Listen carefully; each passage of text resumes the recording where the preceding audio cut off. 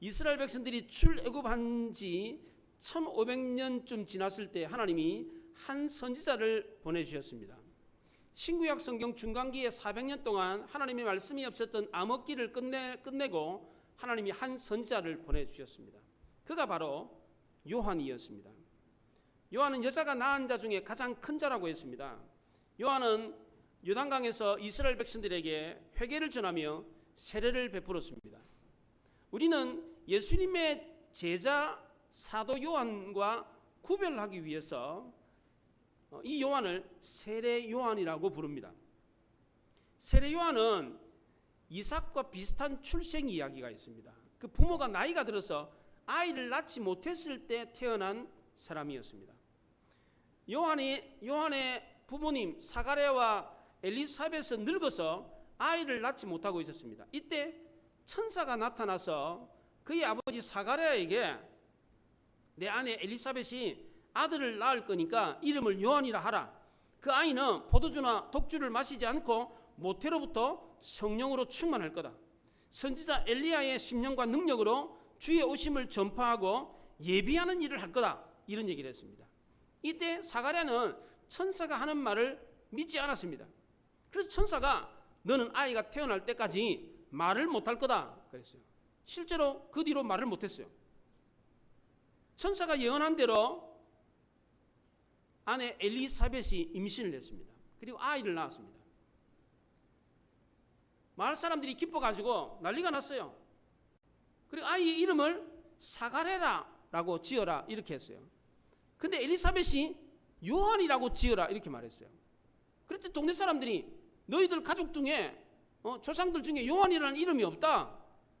사가랴라 지어라. 옥신각신 다퉜어요.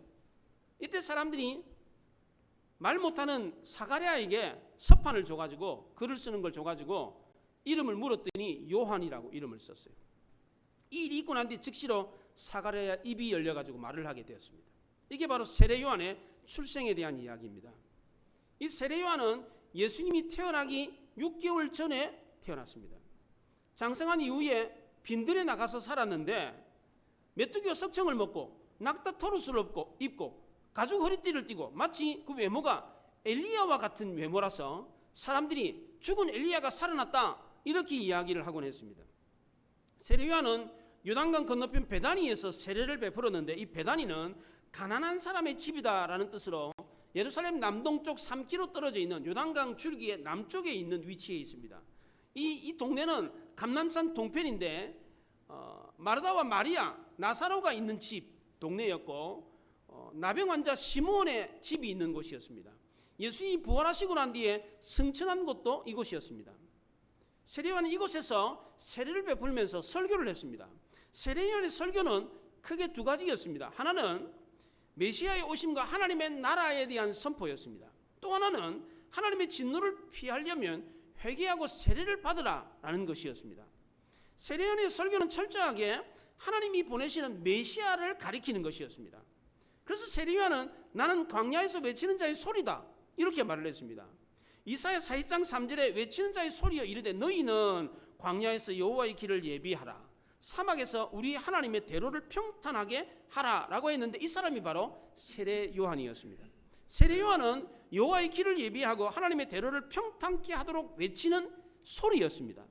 세례 요한이 이런 사역을 했던 이유는 하나님이 그에게 나타나셔서 말씀하셨기 때문입니다. 하나님이 세례 요한에게 주신 말씀이 아주 많았는데 오늘 우리가 읽었던 본문에는 하나님이 세례 요한에게 주었던 말씀이 두 가지가 나옵니다. 하나는 물로 세례를 베풀라라는 말이고 또 하나는 성령이 그 위에 머무는 자가 성령으로 세례를 주실이다 라고 하는 내용이었습니다.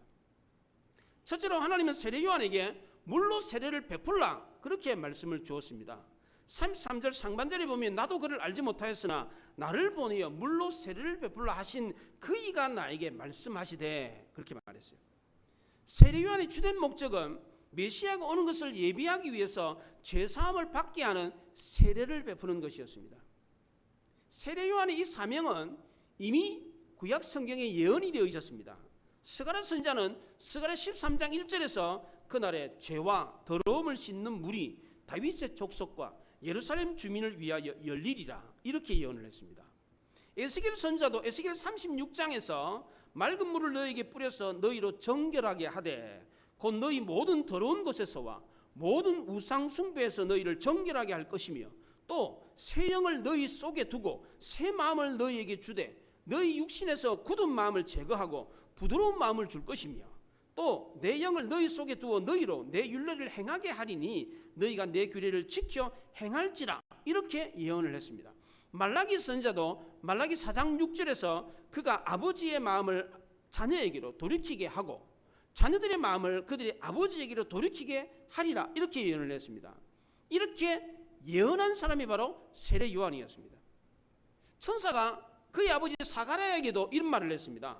그가 또 엘리야의 심령과 능력으로 주 앞에 먼저 와서 아버지의 마음을 자식에게 거스르는 자를 의인의 슬기로 돌아오게 하고 그를 위하여 세운 백성을 준비하리라 이런 말을 해줬습니다. 세례 요한은 이스라엘 백성들의 마음을 하나님께로 돌이키게 하기 위해서 광야에서 외치는 자의 소리였습니다. 요단강에서 세례를 베풀었던 것도 다 이런 이유 때문이었습니다. 하나님이 세례 요한에게 물로 세례를 베풀라라고 말씀하셨는데 그 이유가 뭡니까? 31절에 이렇게 말합니다. 나도 그를 알지 못하였으나 내가 와서 물로 세례를 베푸는 것은 그를 이스라엘에 나타내려 함이라 하니라 그랬어요. 세례 요한이 물로 세례를 베풀었던 것은 그를 이스라엘에 나타내기 위함이었습니다. 그가 누굽니까? 바로 예수 그리스도였습니다. 그래서 세례 요한은 나는 내 뒤에 오시는 분을 알리기 위하여 물로 세례를 베푸는데 나는 그분의 신발끈 풀기도 감당하지 못하겠다 이렇게 말을 했어요. 두 번째로 하나님이 세례 요한에게 주셨던 말씀은 성령이 그 위에 머무는 자가 성령으로 세례를 베푸실이다 라고 하는 말씀이었습니다. 33절 하반절에 보면 성령이 내려서 누구 위에든지 머무는 것을 보거든 그가 곧 성령으로 세례를 베푸는 이인 줄 알라 하셨기에 그랬어요. 구약시대 선지자들은 성령이 메시아 위에 임한다 이렇게 알고 있었습니다. 이사야 11장에 보면 이새의 줄기에서 한 싹이 나며 그 뿌리에서 한 가지가 나서 결실할 것이요 그의 위에 여호와의 영 곧 지혜와 총명의 영이요 모략과 재능의 영이요 지식과 여호와를 경외하는 영이 강림하시리니 이렇게 말을 했습니다. 그래서 구약의 선지자들은 메시아 위에 성령이 임한다 이것을 알고 있었습니다. 하나님은 세례 요한에게 성령이 그 위에 머무는 자가 바로 성령으로 세례를 줄 자다 이렇게 말씀하셨습니다. 세례 요한은 성령이 비둘기같이 하늘에서 내려와서 예수님께 임하는 것을 보았습니다. 오순절 마가 요한의 다락방에 임했던 성령은 불의 혀 같은 성령이었습니다. 그런데 요한이 보았던 성령은 비둘기같이 내리는 성령이었습니다. 왜 비둘기 같은 성령이 예수님께 임했다 그렇게 말했습니까? 그 이유는 예수님의 죄에 대해서 순결하였고 그리고 예수님의 성품이 온유했기 때문입니다. 이 비둘기가 순결과 온유를 상징했기 때문에 비둘기 같은 성령이 예수님 위에 임했다 그렇게 말을 했습니다. 세례 요한이 이 말씀을 듣고 요단강 건너편 베다니에서 세례를 베풀고 있었을 때 예수님이 오셨어요. 이때 세례 요한이 예수님을 보고 뭐라 그랬습니까? 29절에 보면 세상 죄를 지고 가는 하나님의 어린 양이다 이렇게 말했어요. 그런데 이튿날이라고 했어요. 이튿날. 사도 요한이 요한복음을 쓰면서 날짜를 시간을 이렇게 중요시해서 기록을 합니다. 왜 그렇습니까? 내가 지금 이거 말하는 거는 꾸며낸 이야기가 아니고 실제로 있은 역사적인 사건이다 라는 것을 강조하기 위해서 날짜를 이야기합니다. 시간을 이야기합니다.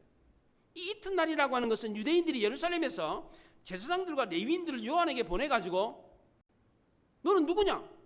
왜 세례를 베푸느냐? 이렇게 물었습니다. 그랬더니 세례 요한이 나는 그리스도도 아니고 선지자도 아니고 엘리야도 아니다. 나는 이사야의 말처럼 광야에서 외치는 자의 소리다. 나는 주를 나타내기 위해서 물로 세례를 베푸는데 내 뒤에 오시는 분은 내가 신발끈도 풀기에 감당하지 못할 뿐이다. 그렇게 말한 그 다음날 예수님이 오셨다는 거예요. 이때 요한은 예수님을 세상 죄를 지고 가는 하나님의 어린 양이다 이렇게 말을 했습니다. 세상 죄를 지고 간다 이거는 지고 간다라고 하는 뜻이 아니라 단순히 지고만 있는 것이 아니라 우리 죄를 제거한다라는 뜻입니다. 우리 죄를 제거하기 위해서 없애기 위해서 하나님의 어린 양이 되셨습니다. 요한은 고난받고 죽임당하는 예수님의 모습을 알고 있었습니다.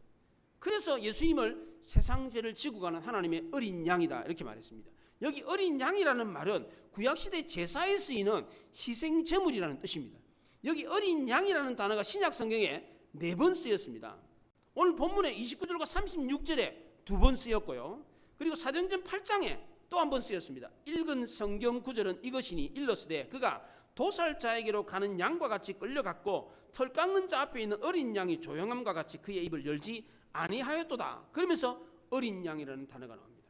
그리고 베드로전서 1장에서 오직 흠없고 점없는 어린 양 같은 그리스도의 보배로운 피로 된 것이니라 라고 하면서 어린 양이라는 단어가 쓰였습니다. 다 고난받는 종의 모습으로 이 어린 양을 표현했습니다. 이 어린 양이 처음 성경에 등장하는 것이 창세기 4장 4절에 나오는데 아벨이 하나님께 제사를 드릴 때 양의 첫 새끼로 하나님께 제사를 드렸다라고 할 때 양의 첫 새끼라고 하는 그것이 바로 어린 양이라는 단어였습니다. 또 창세기 22장에 아브라함이 독자 이삭을 모리아 산에서 하나님께 바쳤을 때에 하나님께서 이삭 대신에 예비하셨던 것이 바로 어린 양이었습니다.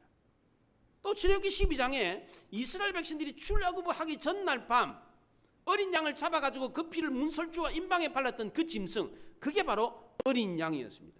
그런데 이 어린 양이 이사야 53장 7절에서는 짐승이 아니라 사람이라는 거, 사람으로 바뀝니다. 사람이라는 거 이게. 이사야 53장 7절에 그가 곤욕을 당하여 괴로울 때에도 그의 입을 열지 아니하였으며 마치 도수장으로 끌려가는 어린 양과 털 깎는 자 앞에서 잠잠한 양같이 그의 입을 열지 아니하였도다. 도수장으로 끌려가는 어린 양이 바로 고난받는 종 예수 그리스도라고 했습니다. 오늘 보면 29절에서도 이 어린 양이 사람이다라는 것을 분명히 말을 했습니다. 예수님을 보고 보라 세상 죄를 지고 가는 하나님의 어린 양이다. 누구 보고 말했습니까? 예수님 보고 말했어요. 예수님이 바로 어린 양이라는 사실을 알았어요. 그래서 보라라고 하는 감탄사를 쓰면서 봐라, 그가 바로 구약성경에서 계속해서 예언하고 말했던 세상 죄를 지고 가는 하나님의 어린 양이다, 이렇게 말을 했어요. 우리 죄를 사하기 위해서 대신 죽게 될 어린 양이 바로 예수 그리스도다. 유대인들은 이 어린 양이라는 말을 잘 알아들었어요. 그때까지만 해도 유대인들은 매 절기 때마다 어린 양을 끌고 와가지고 그걸 잡아 죽여서 그 피로 자기의 죄를 사함받는 제물로 썼습니다. 그래서 어린 양이 뭘 의미하는지 잘 알고 있었습니다. 그런데 이 어린 양이 사람이라는 사실을 알지 못했습니다. 사람이 어린 양처럼 사람의 죄를 대신해서 죽어서 죄를 용서한다, 이 사실을 알지 못했습니다. 또한 유대인들은 사람의 죄를 사하기 위해서 어린 양을 무수히 잡아 죽였음에도 불구하고 자기 죄를 다 용서받지를 못했습니다. 그래서 사람이 제단에 드리는 어린 양이 아니라 하나님이 제단에 올리는 어린 양이 필요했습니다. 그가 누굽니까? 흠이 없고 죄 없으신 예수 그리스도였습니다. 두 번째로 세례 요한은 예수님을 보고 그가 나보다 먼저 계신 분이다, 이렇게 말을 했어요. 30절에 보시면 내가 전에 말하기를 내 뒤에 오는 사람이 있는데 나보다 앞선 것은 그가 나보다 먼저 계심이라 한 것이 이 사람을 가리킴이라 그랬어요. 세례 요한은 예수님의 신발끈 풀기도 감당하지 못하겠다라고 했고 예수님이 자기보다 먼저 계신다, 그렇게 말을 했어요. 사실 세례 요한은 예수님보다 6개월 먼저 태어났습니다. 그런데 왜 세례 요한은 예수님이 자기보다 먼저 계시다 그렇게 말을 했습니까? 2절에 태초에 하나님과 함께 계셨다 그랬습니다. 예수님은 영원 전부터 그보다 먼저 계셨습니다. 예수님이 육체를 입고 성육신하셔서 이 땅에 오신 것은 공생애를 시작하신 시점이었습니다. 예수님은 성육신하셔서 공생애 전부터 이미 영원 전부터 하나님으로 계셨어요. 그걸 알았기 때문에 사도 요한은 예수 그리스도가 나보다 먼저 계셨다 그렇게 말을 했어요. 세 번째로 세례 요한은 예수님이 성령으로 세례를 베풀 뿐이다, 이렇게 말을 했습니다. 33절 하반절에 성령이 내려서 그 누구 위에든지 머무는 것을 보거든 그가 곧 성령으로 세례를 베푸는 이인 줄 알라 하셨기에 그랬어요. 예수님은 성령으로 세례를 베푸는 분이었습니다. 요한이 물로 세례를 베푼 것은 죄를 깨닫게 하는 세례였습니다. 그런데 예수님의 성령 세례는 죄를 불로 태우는 세례였습니다. 그러면 요한의 물 세례와 예수님의 성령 세례가 어떻게 다릅니까? 요한의 물 세례는 외적이고 의식적인 측면에서 물로 베푸는 세례입니다. 그런데 예수님의 성령 세례는 내적이고 본질적인 측면에서 우리의 죄를 사하는, 불태워버리는, 불로 내리는 세례입니다. 오순절날 마가 요한의 다락방에 모였던 120명의 성도들이 받았던 세례, 그게 바로 성령 세례였습니다. 마태복음 3장 11절에 나는 너희로 회개하게 하기 위하여 물로 세례를 베풀거니와 내 뒤에 오시는 이는 나보다 능력이 많으시니 나는 그의 신을 들기도 감당하지 못하겠노라. 그는 성령과 불로 너희에게 세례를 베푸실 것이요, 그렇게 말을 했습니다. 그러면 요한의 물세례는 예수님의 성령 세례를 예비한 것 외에는 가치가 없는 겁니까? 우리가 교회에서 물세례 받잖아요. 이 물세례는 아무런 의미가 없습니까? 성령 세례를 예비하기 위한, 성령 세례를 받기 위한 예비 단계에 불과합니까? 그렇지 않습니다. 사도행전 1장 5절에 보면 요한은 물로 세례를 베풀었으나 너희는 몇 날이 못되어 성령으로 세례를 받으리라 라고 했습니다. 이 문장에 동사가 두 개가 나오는데 요한이 세례를 베풀었다라고 하는 단어는 부정과거형으로 되어 있습니다. 그리고 몇 날이 못되어 성령으로 세례를 받을 거다라고 하는 단어는 미래형으로 되어 있습니다.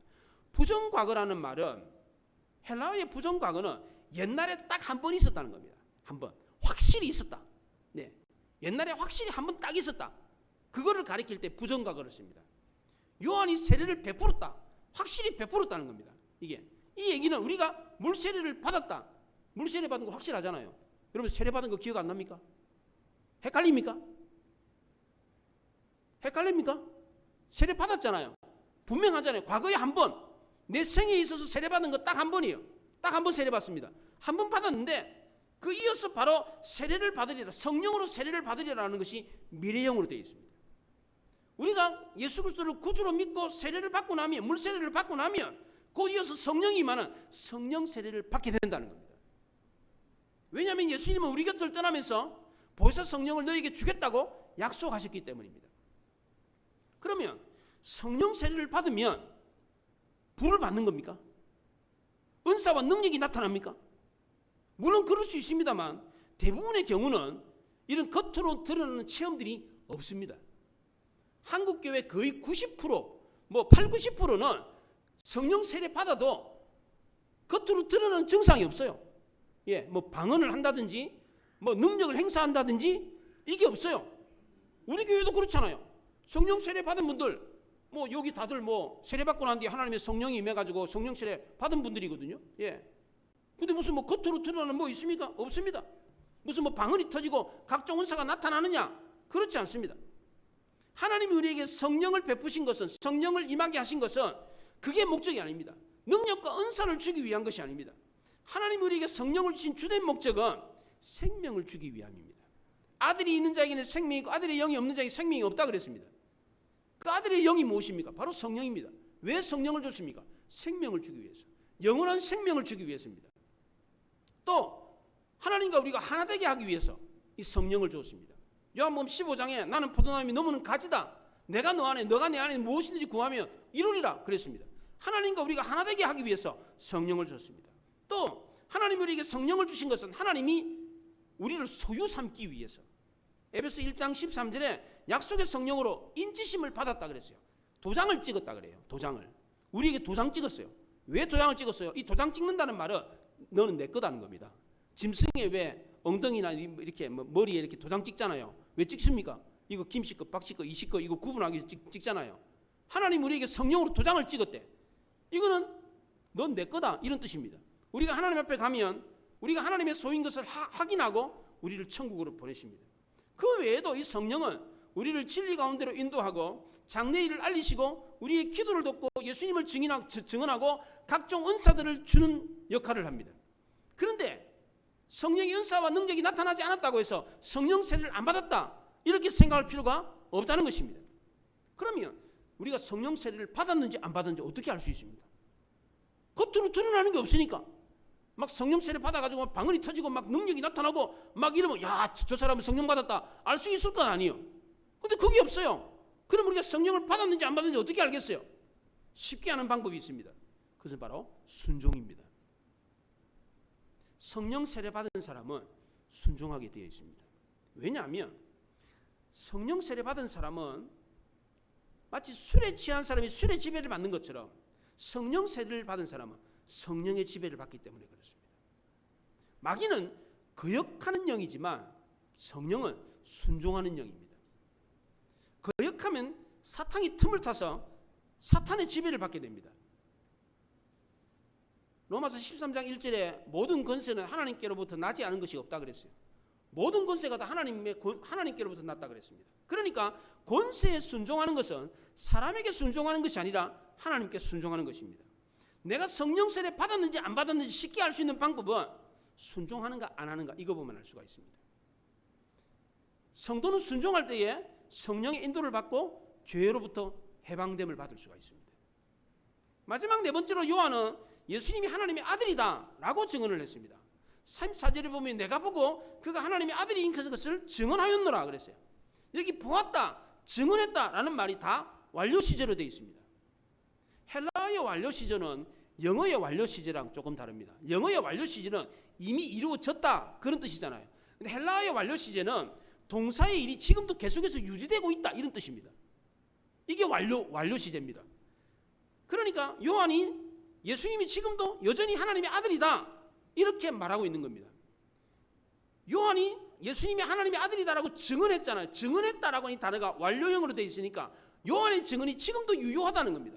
예수님이 지금도 여전히 하나님의 아들이라는 거예요. 이게. 근데 요한은 31절과 33절에서 내가 그를 몰랐다 이런 얘기를 했어요. 몰랐는데 어떻게 예수님이 하나님의 아들인 걸 알았습니까? 마태복음 13장에 보면 천국의 비밀이라 그랬어요. 에베소서 3장에서는 그리스도의 비밀이라 그랬습니다. 또 로마서 16장에서는 복음과 예수 그리스도를 전파함이 영세전부터 감춰져 있었다고 합니다. 천국의 비밀, 그리스도의 비밀, 복음과 그리스도는 영원 전부터 감추어져 있는 비밀이라고 했습니다. 예수님이 세상 죄를 지고 가는 하나님의 어린 양이다 라는 것도 비밀이었습니다.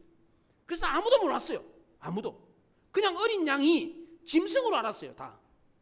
그런데 세례 요한은 예수님을 보고 세상 죄를 지고 가는 하나님의 어린 양이다, 사람을 보고 희생제물이라 그랬어요.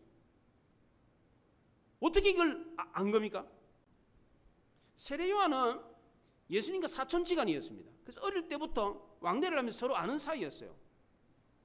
예수님이 어디서 태어났는지, 부모가 누군지, 형제 자매가 누군지 다 알고 있었습니다. 그런데도 예수님이 하나님의 아들이라는 사실, 이 신적 본질에 대해서는 알지를 못했습니다. 왜냐하면 이 신적 본질은 비밀이었기 때문입니다. 그래서 세례 요한은 31절과 33절에서 나도 그를 알지 못했다 이렇게 두 번이나 말을 했던 겁니다. 나도 알지 못했다라는 말은 나만 알지 못한 게 아니라는 거예요. 나도 알지 못했다는 말은 그 당시 유대인들도 몰랐다는 거예요. 유대인들도 매 절기 때마다 어린 양을 잡아가지고 피를 흘리고 그 피로 죄사함을 받았는데도 불구하고 그 예식이 무엇을 뜻하는지 알지를 못했습니다. 구약 성경을 그렇게 많이 읽고 듣고 배우고 공부를 했음에도 불구하고 깨닫지를 못했습니다. 세례 요한도 예외가 아니었습니다. 그도 몰랐습니다. 그런데 세례 요한이 어떻게 예수님이 하나님의 아들이라는 사실을 알았습니까? 첫째는 요한이 하나님께로부터 보냄을 받은 사람이었기 때문입니다. 6절에 보면 하나님께로부터 보내심을 받은 사람이 있으니 그의 이름은 요한이라 그랬어요. 세례 요한은 하나님께로부터 보냄을 받았습니다.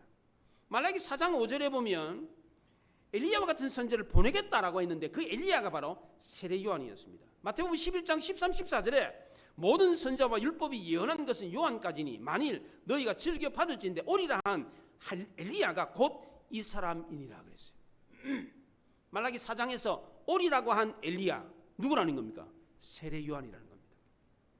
이 사람이 보냄을 받은 자였습니다. 이 보냄을 받은 자라는 말은 하나님의 사자, 대리, 대사라는 뜻입니다. 요한은 하나님의 사자, 하나님의 대사로 보냄을 받았습니다. 요한은 그의 이름이 하나님의 은혜로운 선물이라는 뜻입니다. 이 뜻으로 많은 사람들에게 메시아의 길을 평탄케 하고 그리스도가 오리라고 한 은혜로운 선물을 전해주었습니다. 두 번째로 요한이 예수님이 하나님의 아들이라는 사실을 알 수 있었던 것은 성령을 받았기 때문입니다. 고린도서 12장에 보면 성령이 아니고서는 예수를 주시라 할 수 없다고 그랬습니다.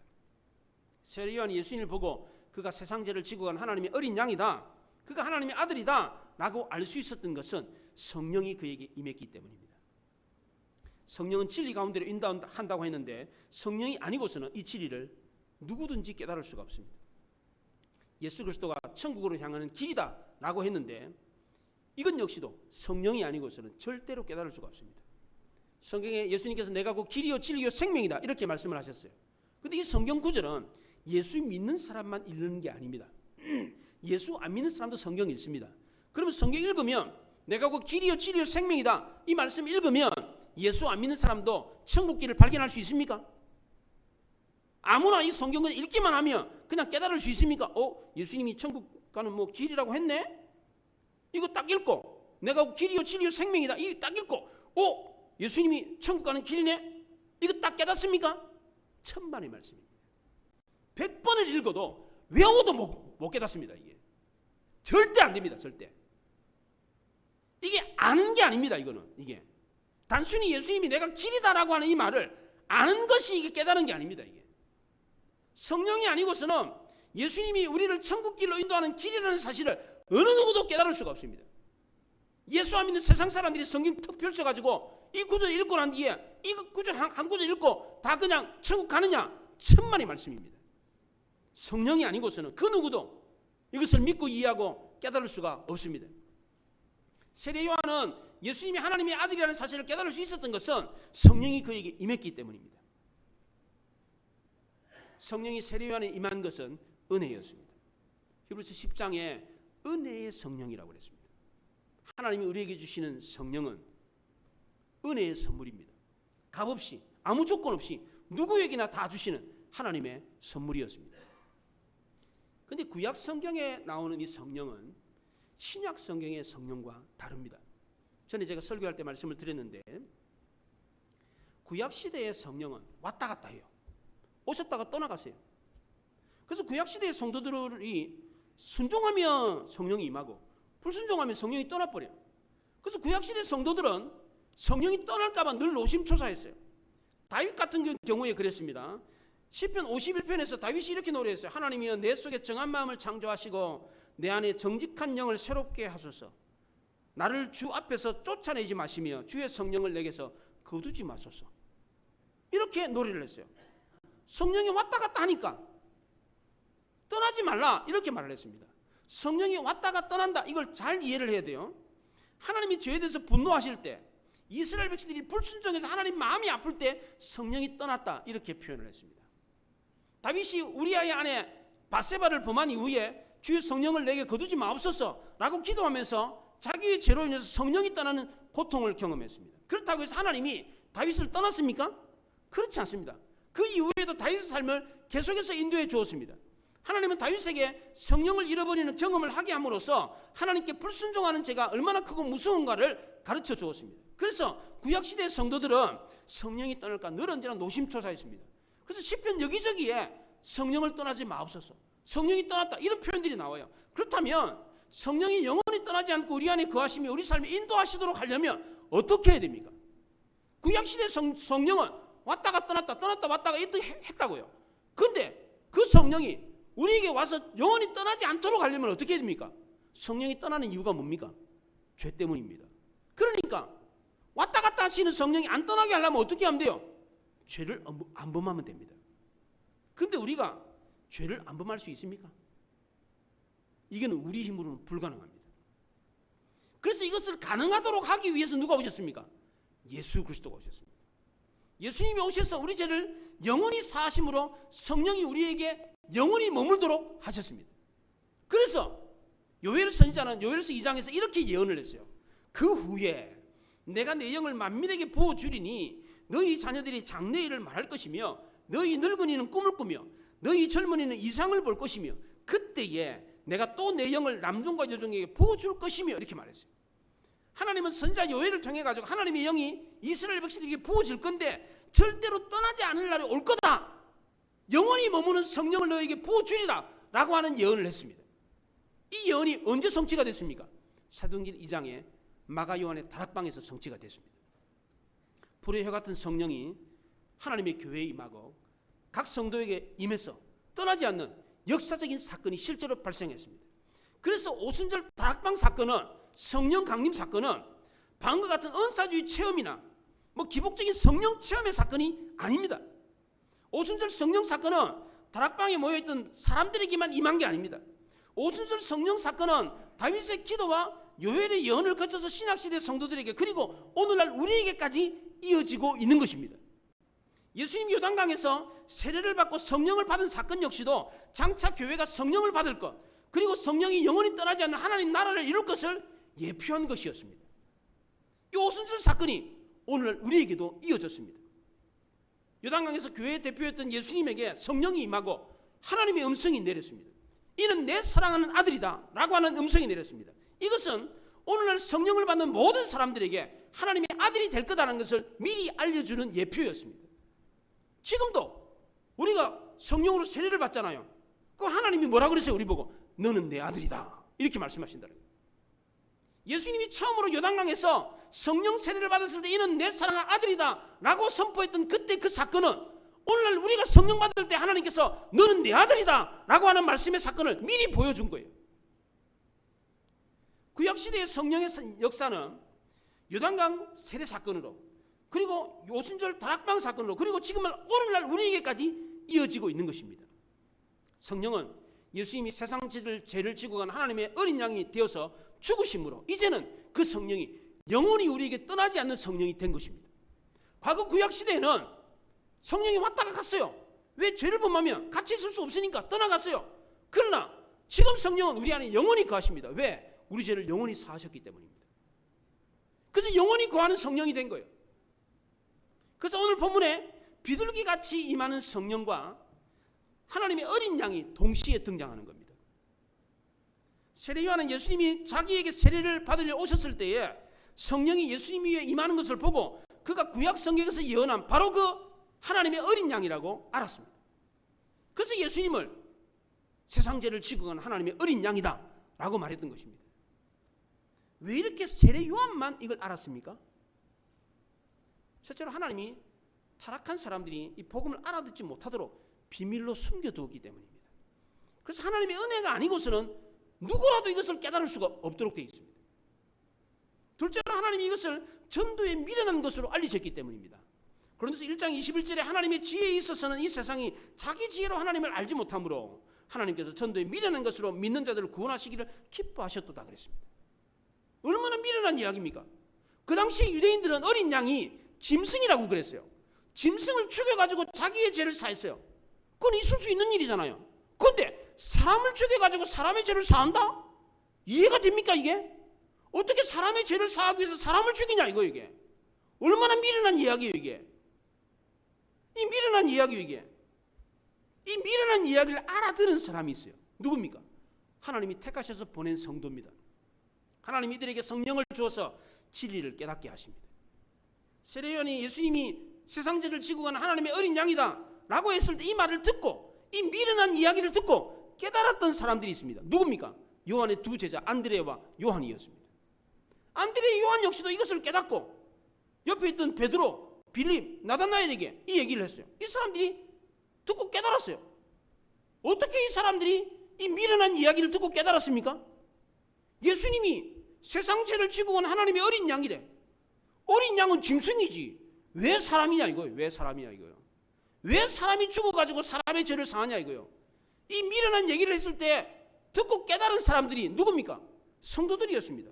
어떻게 깨달았습니까? 하나님이 택하셔서 은혜를 베푸셨기 때문입니다. 그 은혜가 임했을 때 순종했기 때문입니다.